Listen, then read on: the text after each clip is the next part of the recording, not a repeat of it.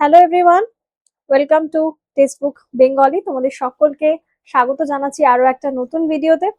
আজকের এই ভিডিওটা থাকবে তাদের জন্য যাদের মিনিস্ট্রি অফ রেলওয়েতে চাকরি করাটা একটা স্বপ্ন।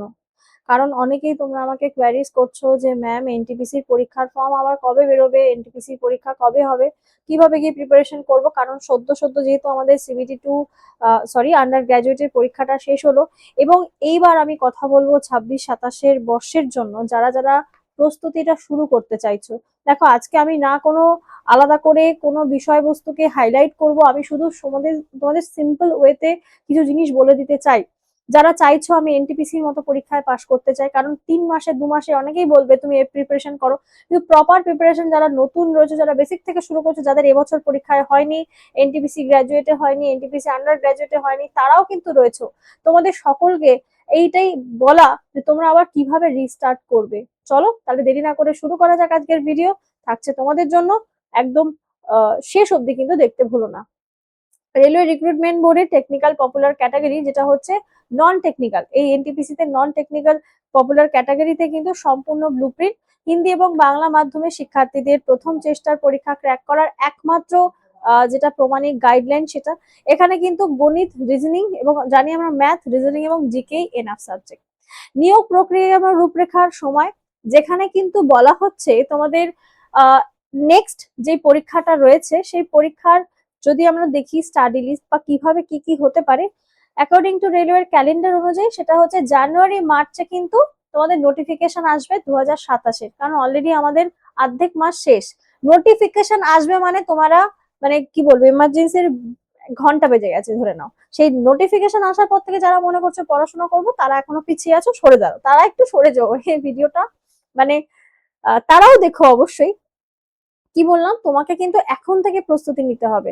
তুমি এখন থেকে রেডি হলে বাকি 6 মাস, আর ওদিকে আরো ধরো 2 মাস আমি যদি ধরি অ্যাড করি পরীক্ষা হওয়া অব্দি, আর 3 মাস গড়ে হয়তো মেরে কেটে তোমরা আর মোটামুটি 10 মাস সময় পাবে পুরোপুরি।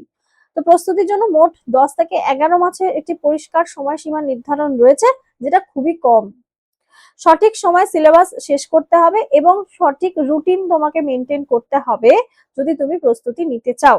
এপ্রিল মেতে 2027-এ গ্র্যাজুয়েট স্তরের সিবিটি হবে, এবং তারপরে মে জুন মাসে যেরকম এবার হয়েছে সেরকম নিয়ম মেনেই কিন্তু আন্ডার গ্র্যাজুয়েট হবে এনটিপিসি। এবার সেটা তো হলো, এবার বয়সের ক্ষেত্রে কে কে এলিজিবল আর কে কে নও একটু দেখে নাও। তোমার বয়স যদি 18 বছরের ওপরে থাকে তাহলে তুমি এটাকে অ্যাপ্লাই করতে পারছো, যে কোনো কাস্ট হয়ে থাকো। কিন্তু তোমার বয়স যদি 30 হয়ে গিয়ে থাকে তাহলে কিন্তু মুশকিল জেনারেল কাস্টদের জন্য, কারণ এখানে বয়সের ছাড় কিন্তু 3 বছর বয়স অব্দি আছে ওবিসিদের ক্ষেত্রে। মানে তোমার বয়স 33 হলে তুমি পারবে লাস্ট। তোমার বয়স যদি 35 হয়, তুমি যদি এসসি হও, তুমি অ্যাপ্লাই করতে পারবে পিডব্লিউর ক্ষেত্রে 10 বছরের ছাড়।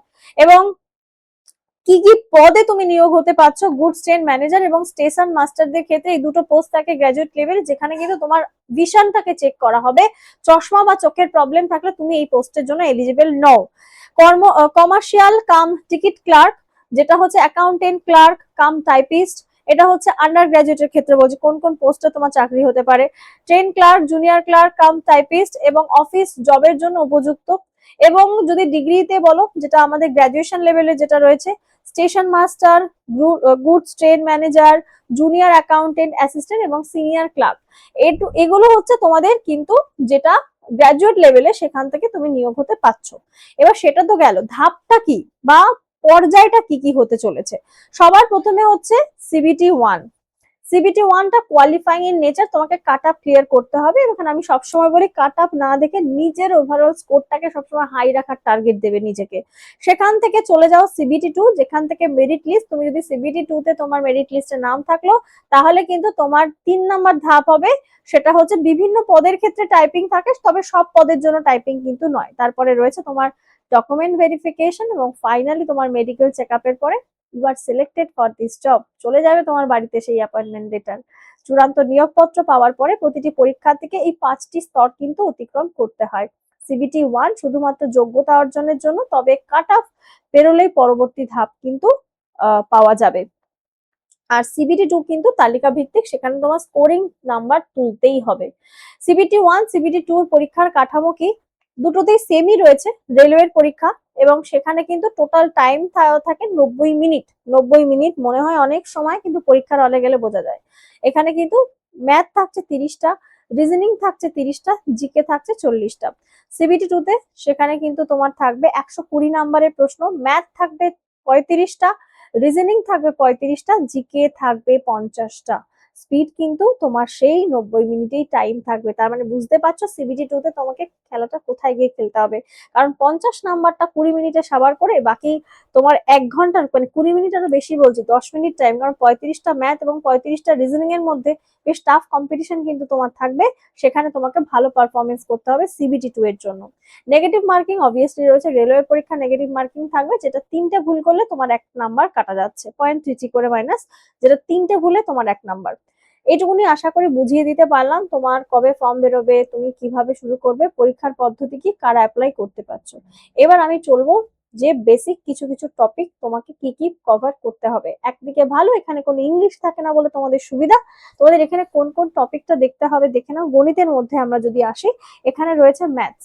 ম্যাথসের অ্যারিথমেটিক থাকবে এবং অ্যাডভান্স পার্ট থাকবে। অ্যারিথমেটিকের মধ্যে কি কি থাকছে, এটা তোমার সরলীকরণ, শতকরা, অনুপাত, লাভ ক্ষতি, সরল চক্রবৃদ্ধি, সময় কার্য, বোট অ্যান্ড স্ট্রিম, আরো এসআই সিআই, এই টপিক গুলো বিভিন্ন থাকে। অ্যারিথমেটিকে যা বেসিক টপিক গুলো হয়। অ্যাডভান্সে অ্যালজেব্রা থাকবে, জ্যামিতি, পরিমিতি, স্ট্যাটিস্টিক্স, তার মধ্যে তোমার মিন মিডিয়ান মোড রয়েছে, প্রবাবিলিটি রয়েছে, এগুলো কিন্তু তোমার অ্যাডভান্সের পার্টে থাকে। আর আমি তো সকলকে বলবো, প্রত্যেকে যখন থেকে প্রিপারেশনের স্টেজটা শুরু করছো, প্র্যাকটিস মানেই অঙ্কের চ্যাপ্টারটা শিখলে, শেখার পরে যদি বলো যে একটু প্র্যাকটিস কোথা থেকে করবো, চোখ বন্ধ করে পিওয়াই কিউজ ফলো করবে। রেলের পরীক্ষায় পিওয়াই কিউজ যদি বেশি বেশি প্র্যাকটিস করো, তাহলে কিন্তু ইনাফ হয়ে যাবে তোমার জন্য। টার্গেট স্কোর তোমার থাকবে সিবিটি 1-এ 27, 30-এর মধ্যে পেতে হবে তোমাকে ম্যাথে। সিবিটি 2-তে 32 পেতে হবে কিন্তু তোমাকে 35-এর মধ্যে। টার্গেটটা বুঝতে পারছো তো।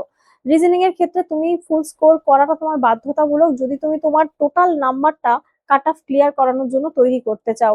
নম্বর অ্যালফাবেটিক্যাল সিরিজ থাকছে, coding, decoding, blood relations, syllogism, তারপরে তোমার স্টেটমেন্ট, কনক্লুশন, ক্যালেন্ডার, ক্লক, এইগুলো সমস্ত কিন্তু থাকছে তোমাদের কিসের মধ্যে, তোমাদের থাকছে এই রিজনিং এর মধ্যে, যেখানে তোমাকে ফুল স্কোর কিন্তু করতে হবে। সিবিটি 1-এ কত টার্গেট রাখতে হবে, 27+, মানে 27-এর নিচে যদি হয়, 25-26 হলে তুমি কম্পিটিশন থেকে আউট।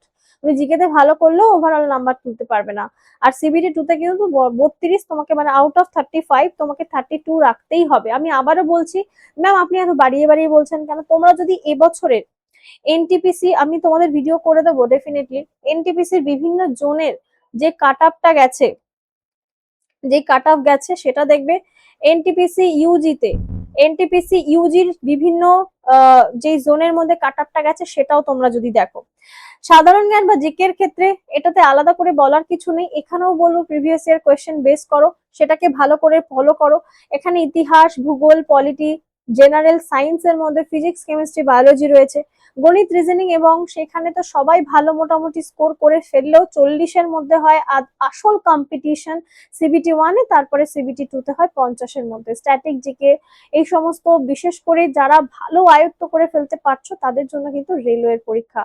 এবং লাস্টে বলবো কারেন্ট অ্যাফেয়ার্স, যেটা অবভিয়াসলি আমি তোমাদেরকে করাই সেখানে, এবং কম্পিউটারের জন্য কিন্তু প্রপার একটা রুটিন তোমাদেরকে ফলো করতে হবে, কারণ কারেন্ট অ্যাফেয়ার্স এর পাশাপাশি কোয়েশ্চেন কিন্তু কম্পিউটারেরও আসছে। কারেন্ট অ্যাফেয়ার্স অত্যন্ত গভীর থেকে জিজ্ঞাসা করা হচ্ছে, যেটা প্রতিনিয়ত নোট তৈরি করা, যেটা আমি তোমাদের প্রত্যেক দিনের ক্লাসে বলি যে তোমরা রেগুলার নোট করো, নোট না করলে প্রিপারেশন কিন্তু পিছিয়ে যাবে। কারেন্ট অ্যাফেয়ার্স এর ওয়েটেজ 12 থেকে প্রশ্ন মানে আসছে। গত সময়কালে যদি দেখি 1 থেকে 1.5 বছরের খুব বেশি, কারণ এবছর এনটিপিসি ইউজিতে কিন্তু খুব পুরনো কারেন্ট অ্যাফেয়ার্স জিজ্ঞেস করেনি। 1 ঘন্টা করে ক্লাস করো, নিজস্ব রোড প্র্যাকটিস করো। আর কম্পিউটারের ক্ষেত্রেও 4 থেকে 5টা প্রশ্ন প্রত্যেকটা শিফটে কিন্তু কম বেশি দেখা গেছে, সেটাও তোমরা রেডি করে ফেলো। বিভাগটি কিন্তু ছোট হলেও ফাইনাল মেরিট লিস্টের অনেক বেশি ভূমিকা পালন করে। তো এই ছিল তোমাদেরকে বলার। তোমাদের টেক্সট বুক দেখতেই পাচ্ছ, মক টেস্টের জন্য প্রিভিয়াস ইয়ার কোয়েশ্চেন, যেটা অনুমোদিত পাঠ্য বই বা মক টেস্টের প্রোটোকল একটাই, টেক্সট বুক থেকে প্রচুর প্রচুর মক টেস্ট দাও। তার জন্য তোমাদেরকে কিন্তু কি করতে হবে, নিজেদের প্রিপারেশনকে দেওয়ার জন্য শুধু একটা বিষয় নিয়ে পড়লে তো হবে না, প্রতিদিন 8 থেকে 10 ঘন্টা পড়া তোমাদের বাধ্যতামূলক। কিভাবে প্র্যাকটিস করবে, দুটো বিষয় নিয়ে পড়ে থাকলে হবে না। প্রথম কয়েক মাস তোমরা কি করবে, শুধুমাত্র দুটো বিষয়কে নিয়ে শুরু করবে, সেটা হচ্ছে ম্যাথ এবং জিকে।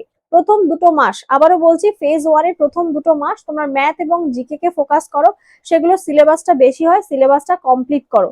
শুরুতেই 4টে বিষয় একসাথে পড়ার কোনো দরকার নেই। ফেজ 2 তে কি করবে, সিলেবাসের আংশিক শেষ হলে, গণিত জিকে একটি অংশ শেষ হলে রিজনিংটা শুরু করবে, কারণ প্রথম থেকে শুরু করে দিলে গন্ডগোল হয়ে যাবে, ঠিক আছে? আর অর্ধেক বা দ্বিধাগ্রস্ত না হয়ে প্রস্তুতি করবেন না, এবং প্রস্তুতি কিন্তু অত্যন্ত কঠিন। নিজের নিজের মধ্যে বি কনফিডেন্ট। সবকিছুকে মিলিয়ে মিশিয়ে আমি বলবো নিজের রুটিনটা তৈরি করা। তোমরা যদি কোনো ক্লাস নিয়ে থাকো সেখান থেকে করো, রুটিন টিএনই রুটিনটাকে ফলো করো, এবং ডেইলি গোল, নিজেদেরকে প্রত্যেকদিন ডেইলি গোল নিজেদেরকে প্রত্যেকদিন একটা করে ডেইলি গোল দাও যে আমি আজকে এটা কমপ্লিট করব, এবং লাস্টে হচ্ছে চেক আউট। নিজেকে প্রত্যেকদিন রাত্রেবেলা ঘুমানোর আগে দেখবে সেটা সবকিছু ফুলফিল করছো কিনা সেটাকে চেক আউট করো। কারণ এখন থেকে তুমি স্টার্ট করলে ফাইনালি যখন ফর্ম ফিল আপ করছো তখন গিয়ে তুমি নিজেকে বলতে পারবে হ্যাঁ আমি এবার পরীক্ষা দেওয়ার জন্য যোগ্য হয়েছি। তো দেরি না করে সকলকে এটাই বলার ছিল, আজ থেকে লেগে পড়ো, নিজের একটা সুন্দর ডেডিকেটিভ রুটিন বানাও আজকে, ঠিক আছে? এবং সেটাকে ফলো করার চেষ্টা করো। আর যদি কারোর মনে হয় তোমরা আমাদের এখান থেকে প্রিপারেশন করতে চাও, রেলের আমাদের মানে ধামাকাদার প্রগতি ব্যাচ রয়েছে এনটিপিসির জন্য, চাইলে সেখানেও জয়েন করতে পারো। কি করতে হবে ম্যাম তার জন্য, আমাদের সুপার পাস লাইভে জয়েন করতে হবে। কিভাবে করব, টেক্সট বুকে সুপার পাসে 7557050299 7557050299 এই নাম্বার একটা কল করতে হবে, আদারওয়াইজ একটা এসএমএস তোমরা করতে পারো। করলে কিন্তু তোমাদেরকে আমি 3 মাসের, 6 মাসের বা 12 মাসের যার যেটাতে পছন্দ আমি ডাইরেক্টলি তোমাদেরকে একটা লিঙ্ক দিয়ে দেবো। এবার যে যেটাকে টার্গেট করবে, যদি মনে করো আমার আধা আধা সিলেবাস শেষ আর একটু বাকি আছে সেটাকে রিপলিশ করব, তারা 3 মাসের জন্য নিতে পারো। যারা মনে করছো না আমি 6 মাসে নিজেকে প্রস্তুত করে ফেলতে পারবো, তারা 6 মাসের জন্য পেড ক্লাস করতে পারো। ডিটেলসে সব সিলেবাস কমপ্লিট করে তারপর শুধু প্র্যাকটিসের জন্য মক দিলে কোনো সমস্যা নেই, কিন্তু তোমরা পড়ো তাও, ঠিক আছে? এটুকুনি বলার।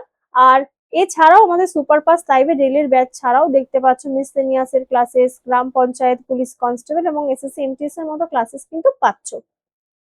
এখানে লাইভ প্লাস রেকর্ডেড ক্লাস পেয়ে যাবে। তুমি যদি লাইভ করতে নাও পারো কোনো সমস্যা নেই, রেকর্ড ভার্সন রয়েছে, স্টাডি নোটস রয়েছে, প্রিভিয়াস ইয়ার কোয়েশ্চেন রয়েছে, মক টেস্ট এবং প্র্যাকটিস কোয়েশ্চেন। যেটা আমি আবারও বললাম, এই দুটো জিনিস রেলের পরীক্ষায় অত্যন্ত গুরুত্বপূর্ণ, সেটা হচ্ছে প্রিভিয়াস ইয়ার কোয়েশ্চেন এবং মক টেস্ট। এটা আমাদের অফিসিয়াল টেলিগ্রাম, যারা যারা জয়েন করনি অবশ্যই করে যেও। ভিডিওটা ভালো লাগবে, যদি তোমাদের ভিডিওটা ভালো লাগে ভিডিওটাকে অবশ্যই একটা লাইক করতে ভুলো না, চ্যানেলটাকে সাবস্ক্রাইব করে দিও, শেয়ার করো বন্ধুদের মধ্যে, কমেন্ট করে জানিও ভিডিওটা কেমন লাগছে। এবার আস্তে আস্তে আরো অনেক ভিডিও তোমাদের জন্য আমি নিয়ে আসবো রেলওয়ে পরীক্ষা বেস্ট। তো সকলে ভালো থেকো, আর চ্যানেলটাকে কিন্তু অবশ্যই সাবস্ক্রাইব করে রাখবে আপডেট পাওয়ার জন্য। দেখা হবে আবার নেক্সট ভিডিওতে।